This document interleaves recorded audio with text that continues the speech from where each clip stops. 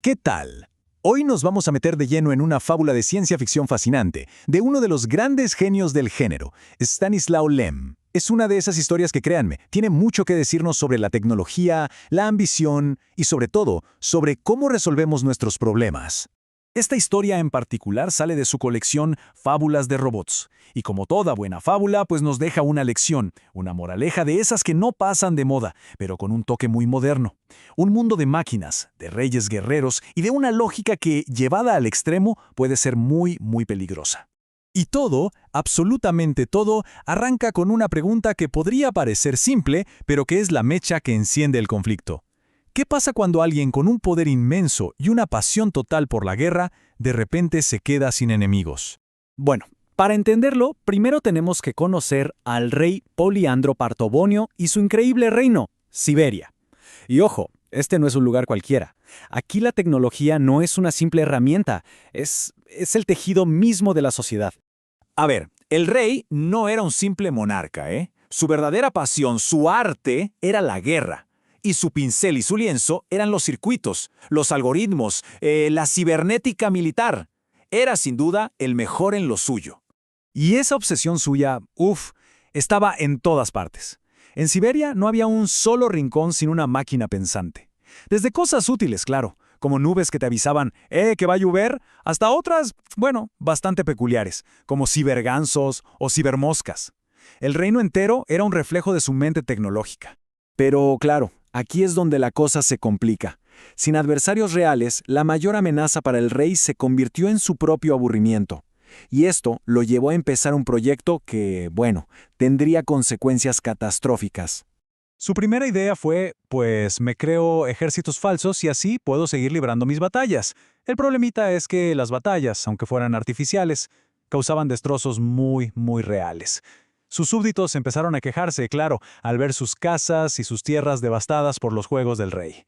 Entonces, se le ocurrió algo que parecía brillante: trasladar el campo de batalla a la luna, que estaba desierta. Construyó allí una calculadora potentísima y le dio una única y fatídica orden: créeme un adversario digno, un electrodragón. ¿Qué podía salir mal, verdad? Pues como se podrán imaginar, la creación del rey no solo fue un éxito, fue demasiado exitosa. En muy poco tiempo se convirtió en una amenaza que sus métodos de siempre, los de la fuerza bruta, simplemente no podían contener. La escalada fue brutal, rapidísima. El primer día, ¡pum!, el dragón se come a su propia creadora. Para el quinto día, ya estaba bombardeando el reino con rocas lunares. Al día 10, aniquila la primera expedición militar. Día 15, vence a los mejores cibergenerales. Y para el día 20 ya se había comido un buen trozo de la luna para seguir creciendo. Un desastre total. Y entonces el monstruo reveló su verdadera ambición. No solo quería destruir, quería conquistar. Envió un ultimátum clarísimo por telégrafo. Poliandro, vete y déjame tu trono. El problema del rey ya era existencial. Completamente derrotado en lo militar y con su trono en juego, el rey Poliandro recurre a una última y desesperadísima opción: un consejero que tenía olvidado en los sótanos de su palacio. Y aquí vemos un contraste fascinante. Por un lado, el rey, un ser de acción, de fuerza. Por el otro, una vieja calculadora, resentida, sí, pero brillantísima. Antes de ayudar, la máquina exige respeto, un título, su excelencia ferromagnética. No busca armas, busca reconocimiento. Y el rey, desesperado, acepta. Y la solución que propone la calculadora es radicalmente diferente a todo lo que había intentado el rey. No se trata de más cañones o más naves, no. Se trata de pura lógica. Un plan para derrotar al monstruo usando las matemáticas como arma. El plan se basa en 3 acertijos enviados por telégrafo. El primero parece una tontería: divídete por ti mismo. El dragón se divide entre 1 y el resultado es 1, no cambia nada. El segundo ya es un desafío más complejo, físico y lógico.